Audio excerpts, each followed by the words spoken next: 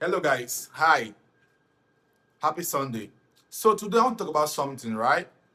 Today I want to talk about getting your first investor versus getting your first paying customer. Now, you see, a lot of times, many founders, when they build a product, what they go ahead to do, or the next big step they want to take, is to get investors.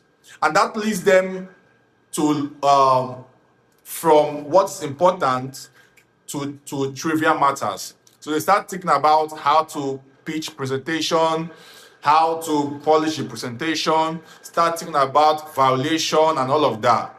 But there's one thing that I would do if I were in your shoe as a founder. It's actually getting your first paying customer. Because getting your first paying customer actually answers a lot of questions, such as, does this problem actually exist? Answers questions such as, is the solution solving the problem?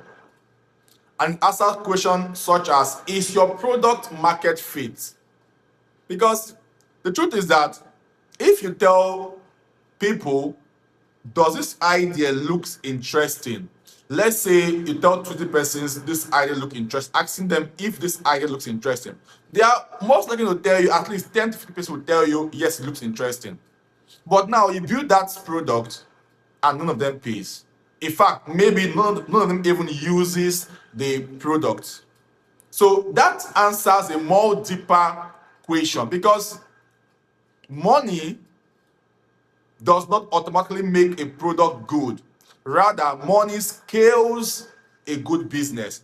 If you use investors' money to put in a bad product, you are failing at large scale, because you haven't even gotten 10% to pay for your product. You are raising, let's say, $500 investor money, or possibly millions of dollar investor money, and you put into the product, the startup.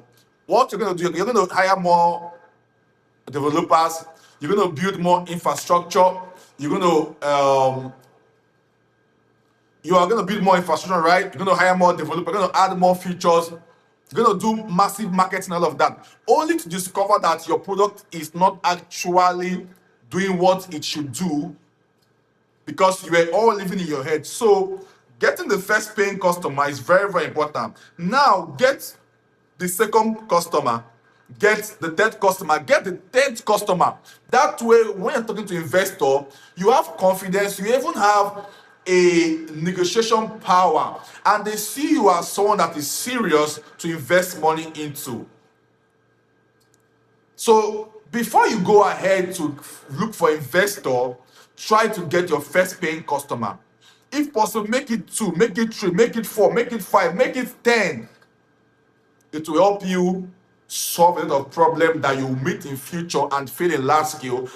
And the problem between of failing in large scale is that you lose investors' trust, you lose the market trust.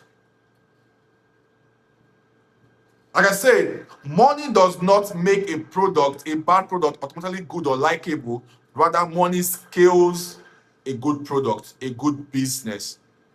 See you next time.